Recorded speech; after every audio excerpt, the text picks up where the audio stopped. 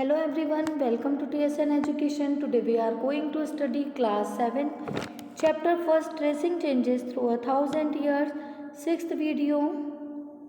Come to the page number 13.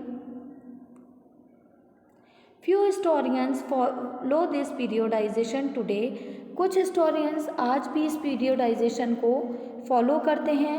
Most look to economic and social factors of characterize the major elements of different moments of the past.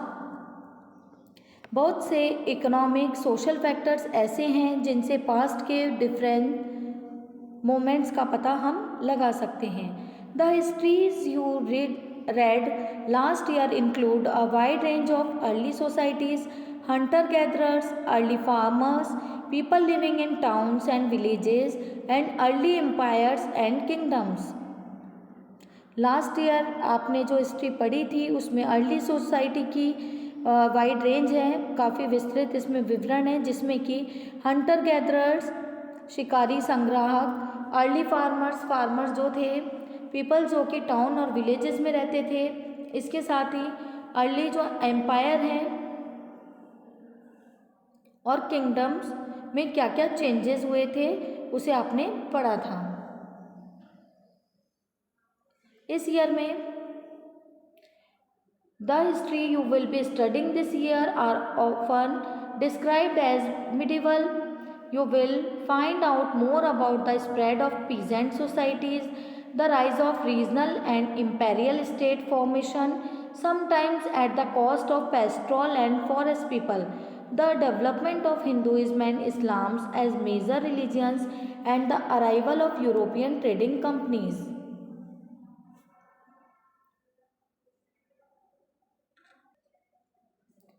आपने last year early जो empire और kingdoms की जो साम्राज्य थे उनकी details देखी थी. इस ईयर में जो स्टडी आप करेंगे वह देखेंगे कि किस तरह से पीजेंट सोसाइटी बनी थी और रीजनल और इम्पेरियल स्टेट्स कैसे बने थे, जो क्षेत्रीय राज्य हैं और शाही जो राज्य किस तरह से बने थे, उनका फॉर्मेशन कैसे हुआ था. Sometimes at the cost of pastoral and forest people, कई बार पेस्टोल जो चरवाहे और फॉरेस्ट पीपल को ग्रुप्स, उनके ग्रुप्स किस तरह से बने थे. The development of Hinduism and Islam as major religions and the arrival of European trading companies, Hindu और इस्लाम जैसे जो मेजर रिलीजियंस में किस तरह से डेवलपमेंट हुआ था, कैसे इनका विकास हुआ था. These 1,000 years of Indian history witness considerable change. इस 1,000 years की जो हिस्ट्री है इसने इंडियन हिस्ट्री ने काफ़ी जो चेंजेस हुए हैं उसकी ये विटनेस रही है.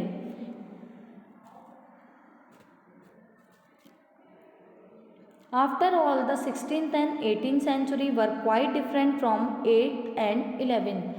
इसके अलावा 16th और 18th सेंचुरी किस तरह से 8th और 11th सेंचुरी से डिफरेंट रही है वह भी इसमें पढ़ेंगे. Therefore, describing the entire period as one historical unit is not without its problem.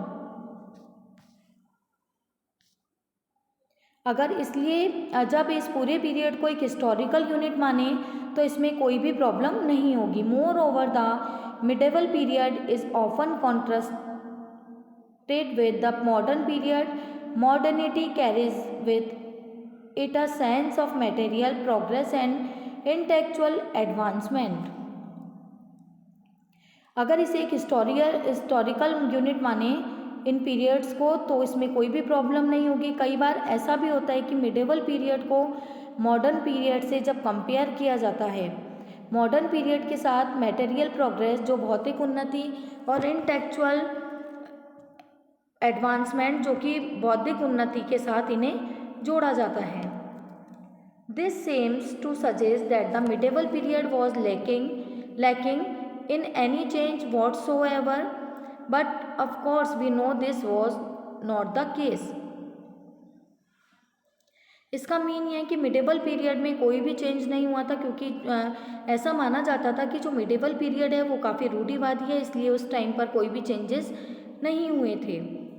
But of course we know this was not the case, हम ये जानते हैं कि ऐसा नहीं था. During these 1,000 years, the society of the subcontinent were transformed. Often the economy in several regions reached a level of prosperity that attracted the interest of European trading companies. As you read this book, look out for signs of change and historical progress at work. Also, whenever you can, compare what you read in this book with what you read last year. Look out for changes and continuities wherever you can, and look at the world around you. See what else has changed or remained the same. 1,000 years के इस time में, इस years में सब continent की society में कई change हुए थे। जो समाज था वह कई तरह से उसमें बदलाव आए थे आर्थिक व्यवस्था को लेकर, और जो कल्चरल कई चेंजेस हुए थे। कई रीजन्स में इकोनॉमी में इतनी प्रॉस्पेरिटी, इतनी उन्नति हो गई थी कि जो यूरोपियन ट्रेडिंग कंपनीज़ हैं वह यहाँ की प्रॉस्पेरिटी में इंटरेस्ट लेने लगी थी, और यहाँ से अट्रैक्ट होकर कई यूरोपियन ट्रेडिंग कंपनीज़ यहाँ पर आई थी। इस बुक को रीड करते समय जो आप पढ़ रहे हैं उसे लास्ट ईयर क्या पढ़ा था उससे कंपेयर करके देखिए। Look out for changes and continuities whenever you can, और क्या चेंजेस हुए हैं और क्या चेंजेस नहीं हुए हैं इस बात पर गौर कीजिए। And look at the world around you, see what else has change और रिमेन द सेम। आपने आसपास के वर्ल्ड जो दुनिया है उस पर नज़र डालकर देखिए कि कुछ चेंजेस हुआ भी है या चीज़ें पहले जैसी ही हैं। आपका ये चैप्टर कंप्लीट है।